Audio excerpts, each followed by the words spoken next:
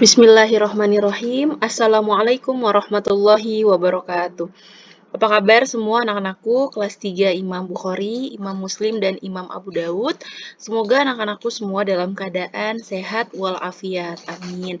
Anak-anakku sekalian, hari ini kita akan membahas masih mengenai materi di bab 6 tentang keluarga warga Muhammadiyah.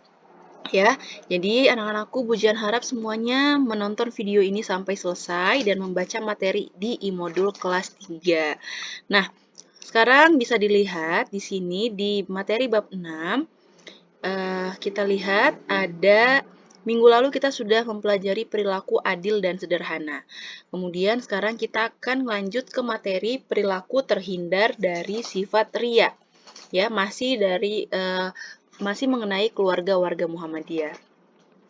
Jadi di sini perilaku terhindar dari sifat riya menggambarkan bahwa keluarga warga Muhammadiyah, kita semua ya termasuk anak-anakku, kita harus menghindari perilaku riya.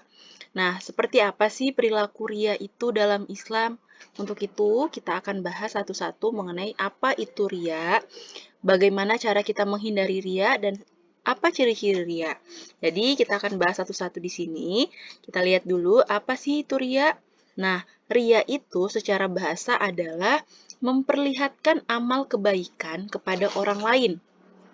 Menurut istilah, riya adalah memperlihatkan ibadah dengan maksud dan tujuan ingin dilihat manusia dan mengharapkan pujian atas apa yang diperlihatkannya. Jadi, riya itu adalah kita mau beribadah atau berbuat kebaikan semata-mata ingin dipuji oleh orang lain ya. Jadi itu intinya dari sifat riya. Jadi riya itu berasal dari kata ru'yah yang berarti penglihatan. Jadi kalau misalnya kita mau mengerjakan sesuatu, terus niat kita ingin dipuji, itu sudah termasuk ciri-ciri riya ya, harus dihindari.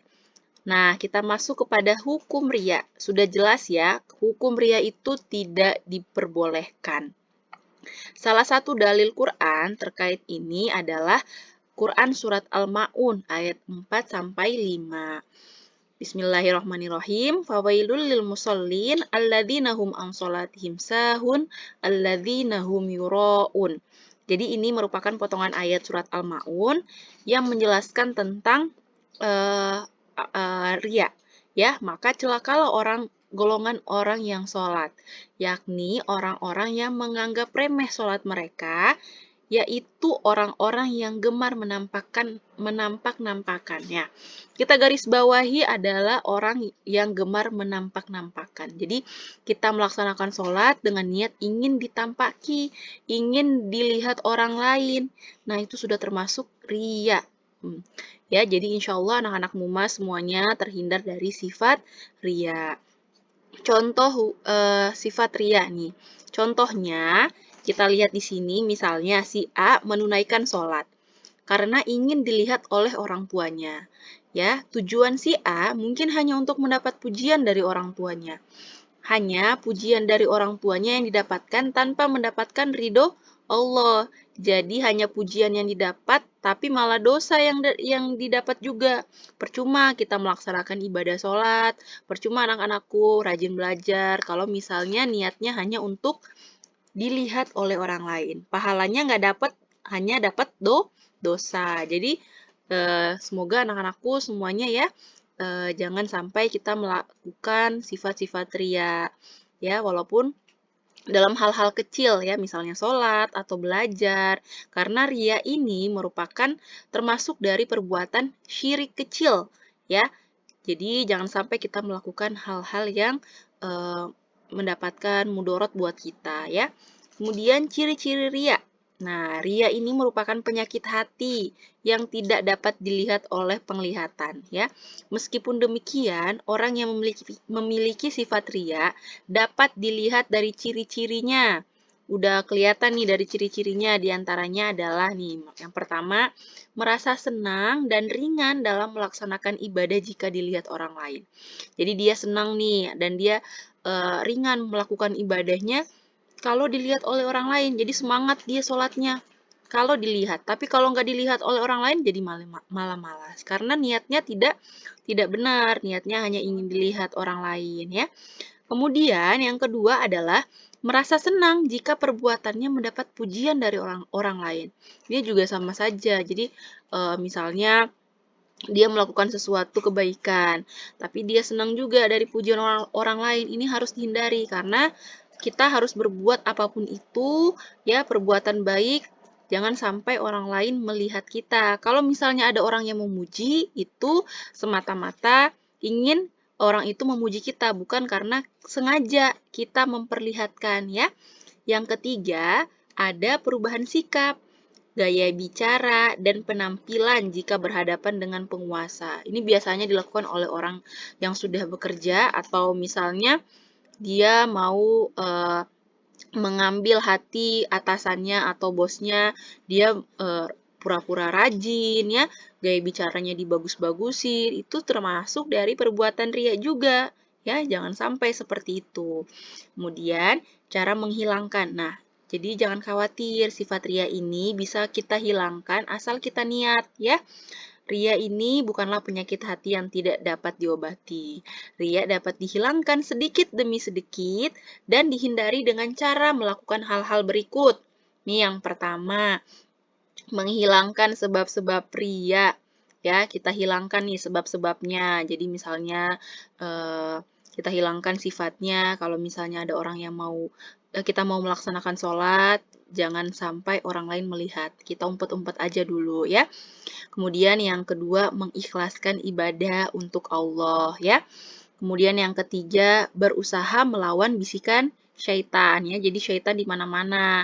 Jadi kalau misalnya kita mau melaksanakan ibadah atau mau rajin belajar misalnya, terus ada bisikan-bisikan yang mungkin coba kamu pura-pura lewat di depan orang tuamu, terus sholatnya di depan mereka, pasti kamu dapat dipuji oleh orang tua. Itu harus dihindari ya, jangan sampai melakukan hal seperti itu. Kalau misalnya dipuji oleh orang tua, ya alhamdulillah, tapi jangan disengaja ya. Yang keempat, menyadari bahwa hanya Allah yang memberi balasan ya. Tanamkan dalam hati bahwa hanya Allah Subhanahu wa taala yang beri balasan buat kita. Nah, yang keempat, yang kelima nih, yang paling ampuh, senjata paling ampuh adalah dengan berdoa. Berdoa kepada Allah Subhanahu wa taala agar dihindari daripada riya.